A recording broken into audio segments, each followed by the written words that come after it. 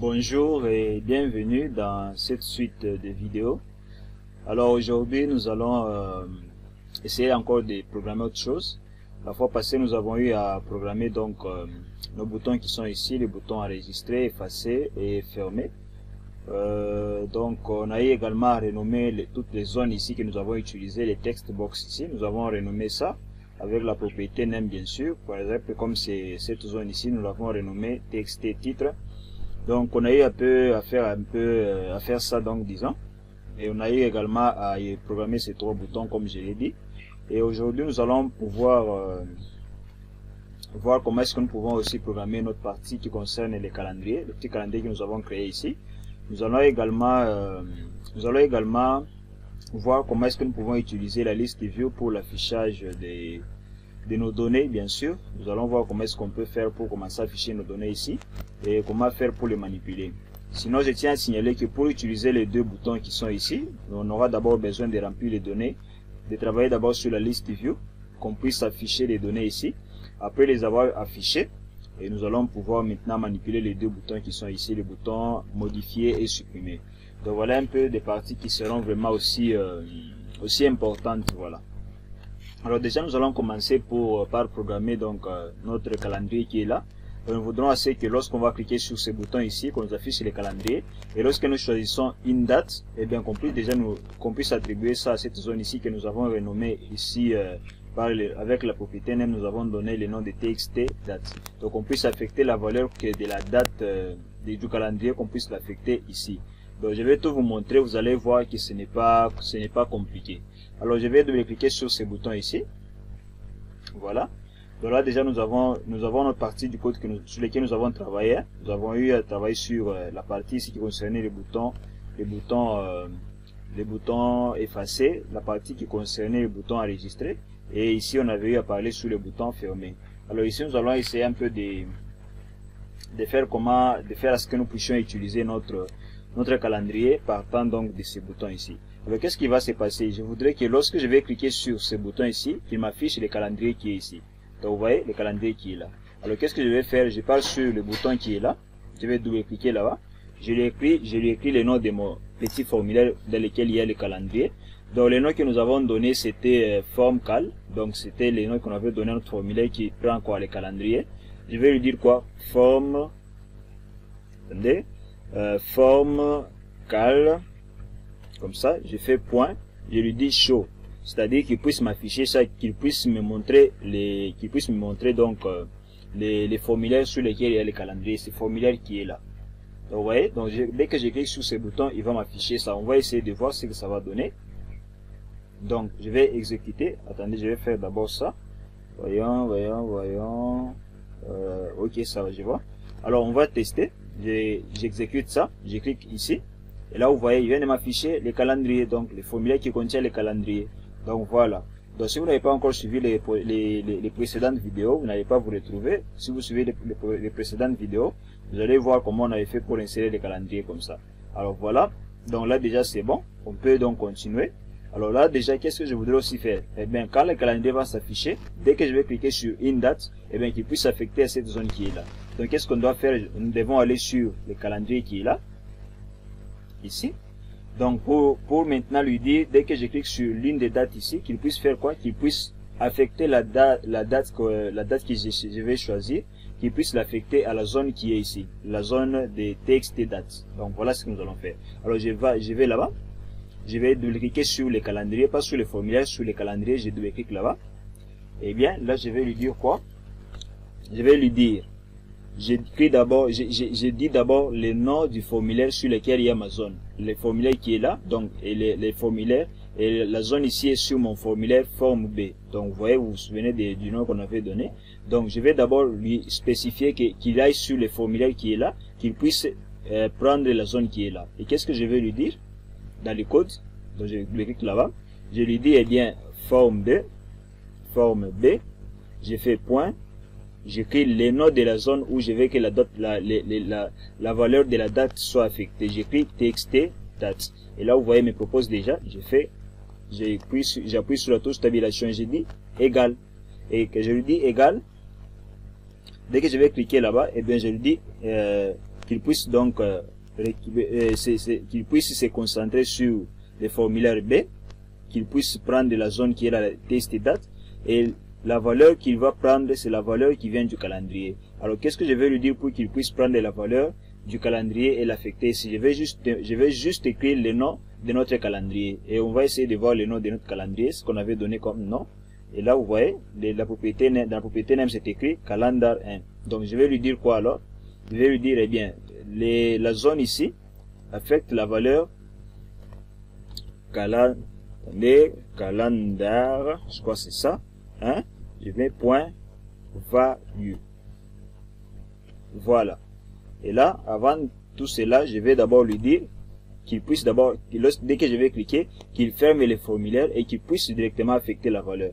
Et je lui dis d'abord, je lui dis load me. Voilà.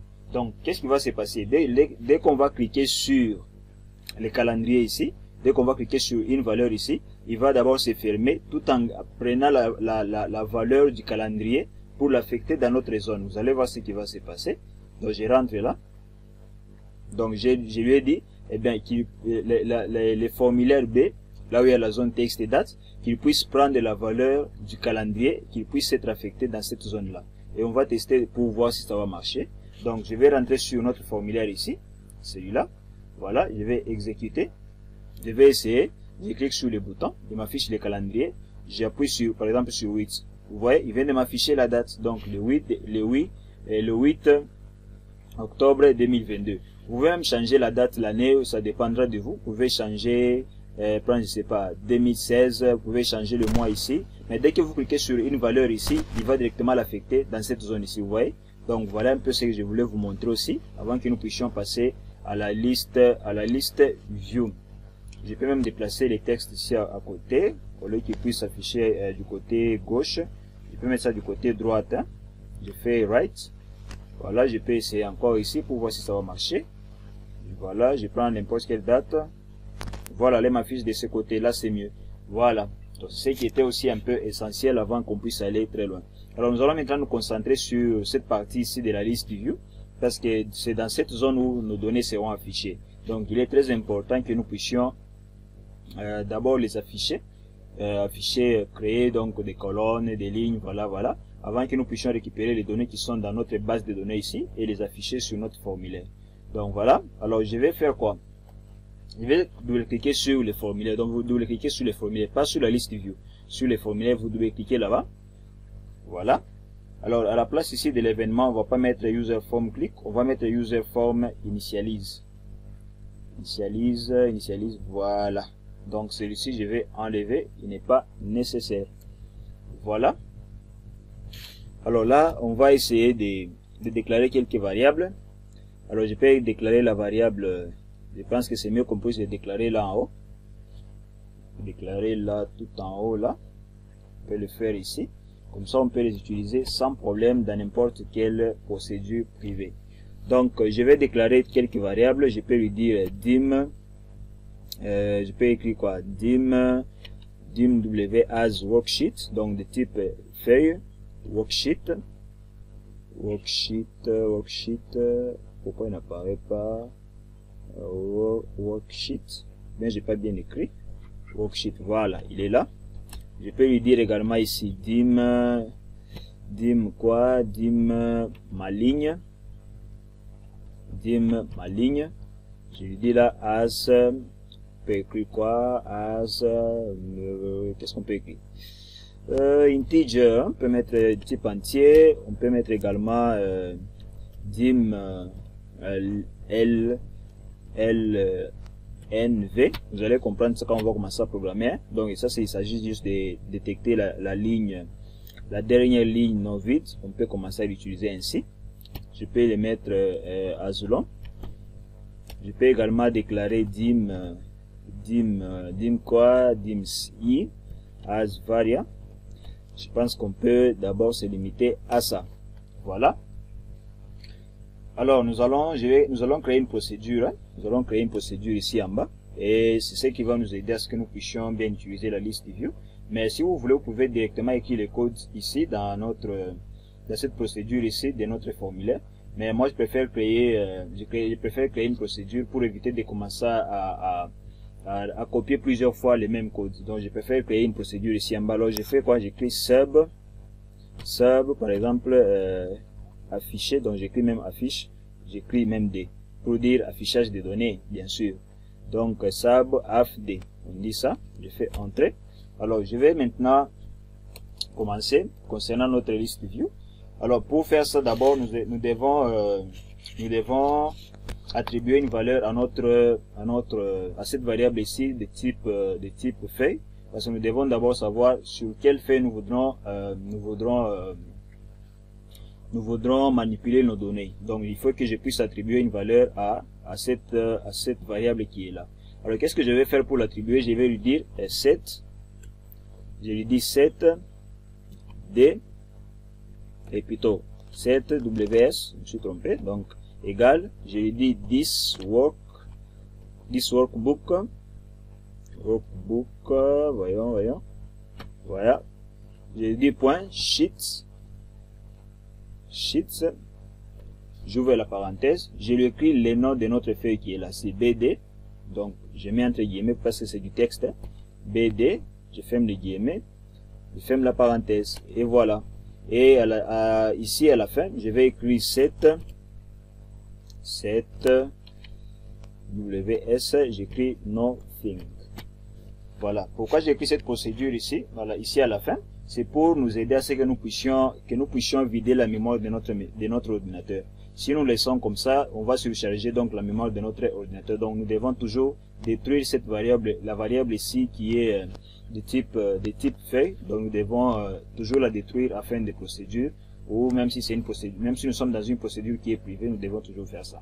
Donc voilà, c'est très important aussi. Alors nous allons déjà commencer avec l'utilisation de notre list view. Qu'est-ce que je lui dis? Je lui dis with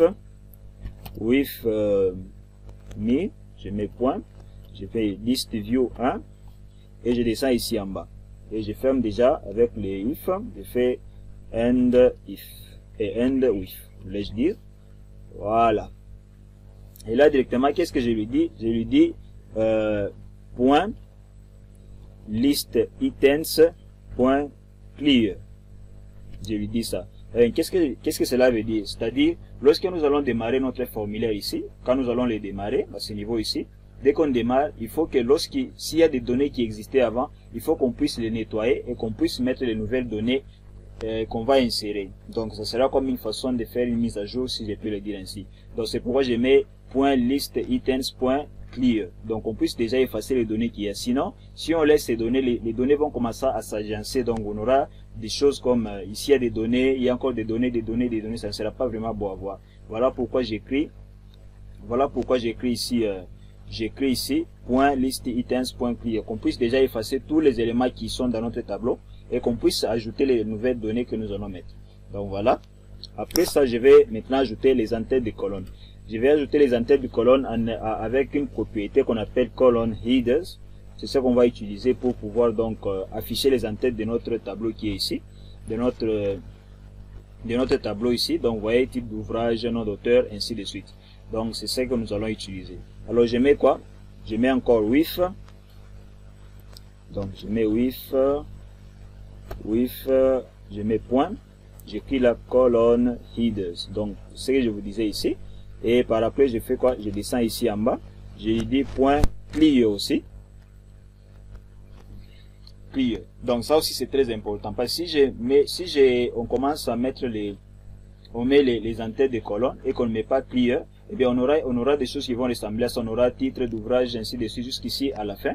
Et quand on sera ici à la fin, au niveau des dates d'enregistrement, ça va encore recommencer de l'autre côté, en commençant encore le titre d'ouvrage. Vous voyez, ça ne sera pas beau. Voilà pourquoi c'est toujours important d'enlever d'abord les anciennes colonnes qu'il y avait, qu'on puisse insérer de nouveau les colonnes, comme si on faisait la mise à jour. Donc c'est très important aussi. Nous devons toujours utiliser cette instruction là, point clear. Très important. Si vous avez des difficultés, surtout n'hésitez pas à me l'écrire en commentaire, je vais pouvoir vous aider. Alors après ça, qu'est-ce que nous allons faire? Nous allons juste mettre point add. Là on commence déjà à ajouter les en-têtes. Donc vous voyez, il y a différents arguments qu'on ajoute ici en bas. Donc ça ne sera pas important de prendre tous ces arguments ici. Nous, ce qui va nous intéresser, c'est quoi? C'est les textes et les width, donc la taille qui est là. Alors, je n'aurai pas besoin de la clé, j'aurai besoin juste du texte qui est là. Alors, qu'est-ce que je mets en premier lieu? Je mets les titres je peux mettre le nom qui est là, titre de l'ouvrage. J'écris là, titre de l'ouvrage, titre de l'ouvrage. Je fais point. Ah, j'ai oublié de mettre quoi? Mettre les guillemets. Il faut mettre les guillemets, ce sont des textes. Hein? Mettre les guillemets, titre de l'ouvrage, ferme les guillemets. Voilà. La taille, je peux mettre par exemple 150. Je descends ici en bas, je me fais encore point, add, tout ça, ça ne m'a pas intéressé, je mets entre guillemets, et puis la taille, bon, mettons par défaut 100. 100 comme ça j'aurai la facilité un peu de copier partout ici, au lieu que je commence à répéter tout le temps, je fais copier, je peux descendre ici en bas, en bas, en bas, en bas, en bas. Voilà, donc on a titre de l'ouvrage, on a encore quoi? Nom de l'auteur. Nom de l'auteur, on met à ce niveau-là. Nom de l'auteur. Nom de l'auteur. Voilà. Après nom de l'auteur, qu'est-ce que nous avons? Nom de l'auteur. Code de l'ouvrage. Code de l'ouvrage. Code de l'ouvrage. Qu'est-ce qu'on a encore après code de l'ouvrage? Type d'ouvrage. Type d'ouvrage. Type d'ouvrage. Je crois après ça il y a c'est année d'édition. Année d'édition. Année d'édition. Qu'est-ce qu'on a après ça? Après année d'édition, qu'est-ce qu'il y a encore? Année d'édition. On a num rangé. On fait un peu rapidement là, num rangé. Je peux faire ça pour ne pas mettre trop de temps. Num rangé, et puis je crois c'est num étagère, je crois, oui, num étagère, je mets num étagère, qu'est-ce que j'ai pris là, voilà, num étagère, je crois enfin c'est la date, hein, date d'enregistrement, c'est le dernier, donc je peux copier ici en bas aussi, je mets coller. Donc, date d'enregistrement. Date d'enregistrement. Enregistrement. Je vais sauter quelque chose. Date d'enregistrement. Ça, enregistrement. Voilà. Donc, voilà un peu. Et je crois, on va fermer ici les with de notre colonne headers. Donc, end with. End with. End with. Voilà. Alors après ça, qu'est-ce que nous allons faire? Nous devons ajouter aussi certaines propriétés qui vont nous aider. Donc ici, je vais d'abord ajouter une propriété. Je vais vous expliquer par après. Alors qu'est-ce que je vais mettre ici? Voyons. Qu'est-ce qu'on peut mettre ici? Le green lines. On peut mettre ça. Égal à true. On ajoute aussi les full row select égale à quoi? Égal à true. Je crois il reste une propriété, je crois il faut que je puisse bien voir ça. Voilà, propriété view, voilà, elle est très importante aussi, égal à report. Voilà, allez, fait enregistrer. On peut réduire un peu les espaces ici. Voilà, donc voilà. Là, nous venons justement de créer des en-têtes de colonnes. Alors, que veut dire ces trois propriétés qui sont ici? La première propriété ici, c'est la propriété grid lines. C'est pour créer les lignes et les colonnes comme ici en Excel. Vous voyez, les lignes que nous avons souvent en Excel. Je vais essayer d'avancer ici pour que vous puissiez bien voir. Donc, vous voyez un peu ces lignes que nous avons ici en Excel, tout ça. Nous voudrons aussi les créer sur notre liste view, que ce soit comme ici en Excel. Donc, voilà un peu cette propriété-là. C'est ce que ça veut dire, grid lines. Nous avons activé avec cet argument ici true pour dire que ça puisse mettre les lignes. Et il y a les full row select. Full row select, c'est lorsque par exemple nous allons afficher nos éléments sur la liste view ici. Attendez, je vous montre. Donc vous voyez quand on va afficher les éléments ici, dès qu'on va cliquer sur un élément, qu'il puisse être en surbrillance. Vous allez voir quand on va afficher les données, vous allez comprendre. C'est ce que veut dire les full row select. La propriété qui est là, full row select. Et ici, on veut que ça soit sous forme de rapport. Voilà pourquoi j'ai mis view. View c'est l'affichage. Hein. Donc ce sera sous forme de rapport. Vous allez voir quand on va remplir les données sur notre liste view. Alors je crois que nous pouvons copier cette procédure. On peut la copier et la mettre ici dans notre user form initialise. Alors là on va tester pour voir si les colonnes se sont créées comme il se doit. Alors je vais juste exécuter ici. Voilà, donc vous voyez, ça vient de se créer. Titre d'ouvrage, nom de l'auteur, code de l'ouvrage. Donc vous voyez, ça s'est créé. Et là même, vous pouvez même modifier la taille hein, à partir d'ici ou à partir de notre programmation. Comme là, on peut peut-être essayer de modifier la grandeur qui est là, de notre numéro rangé, numéro étagère. On peut modifier. Donc la taille, vous pouvez mettre n'importe quelle taille. Hein. Vous n'êtes pas obligé de mettre la taille que moi j'aimais. Vous pouvez mettre la taille que vous voulez. Mettons ici par exemple 60. On peut mettre 60. 60. Ici également, on peut mettre 60. Allez, voyons voir à quoi ça va ressembler. Voilà, on a un peu réduit. On peut essayer de réduire aussi l'année d'édition. L'année d'édition, on peut également réduire. Année d'édition, on peut mettre quelle taille ici? Année d'édition, mettons même 70. Voyons qu'est-ce qu'on peut encore modifier ici. Ici, on peut mettre même, mettons combien aussi? 70 peut-être, hein, ça peut aller. Mettons 70. Alors voyons nom de l'auteur. On peut peut-être réduire à non, on peut laisser toujours comme ça. Titre de l'ouvrage, on peut laisser 150. Date d'enregistrement, on peut laisser comme ça. Alors essayez un peu de voir encore. Donc voilà, on a un peu, je crois qu'on peut ajouter quelque chose hein, parce qu'il y a un espace qui est resté ici. Alors qu'est-ce qu'on peut mettre? On peut ajouter même au niveau des noms de l'auteur. Hein, on peut ajouter un peu nom de l'auteur, nom de l'auteur. On peut ajouter une taille. Nom de l'auteur, mettons 120. Enregistré. On essaie d'exécuter encore. Voilà, là je pense que ça va déjà. Donc voilà un peu comment vous pouvez donc créer les entêtes de colonnes, mais créer aussi des lignes comme ici en Excel. Donc c'est un peu de cette manière que vous pouvez le faire. Tout en suivant les explications que je vous ai données, vous allez pouvoir bien le faire. Donc vous voyez que ce n'est pas vraiment compliqué. Donc si vous suivez vraiment toutes les procédures que je vous ai données, vous suivez très bien toutes les étapes que je vous ai montrées, si vous allez très bien vous en sortir. Surtout, n'hésitez pas à m'écrire en commentaire si vous avez des difficultés. Je suis là pour pouvoir vous aider. Et j'espère également qu'après avoir suivi cette vidéo, vous n'allez pas hésiter à vous abonner. Alors pour aujourd'hui, on s'arrête d'abord à ce niveau ici. Et la prochaine vidéo que nous allons voir sera maintenant consacrée à la façon dont nous pouvons afficher les données qui sont sur notre classeur ici. Donc vous voyez, on a eu à enregistrer l'autre fois des données ici. Hein, vous voyez, on va voir maintenant comment afficher toutes ces données ici sur notre formulaire qui est là. Donc sur notre petit list view qui est là. Donc on va voir tout ce qu'il faudra dans la prochaine vidéo. Alors surtout, n'hésitez pas à vous abonner, mais surtout à suivre les précédentes vidéos, voulais-je dire, les précédentes vidéos où j'ai essayé d'expliquer comment programmer ces trois boutons ici, comment renommer les zones ici, et comment créer également des listes déroulantes comme on l'a fait l'autre fois. Sinon, j'espère que vous allez très bien vous en sortir déjà à ce niveau, et que vous n'aurez pas de difficultés à faire vraiment tout ce qu'il faudra dans votre projet. Alors pour l'instant, on se dit ciao et à la prochaine vidéo.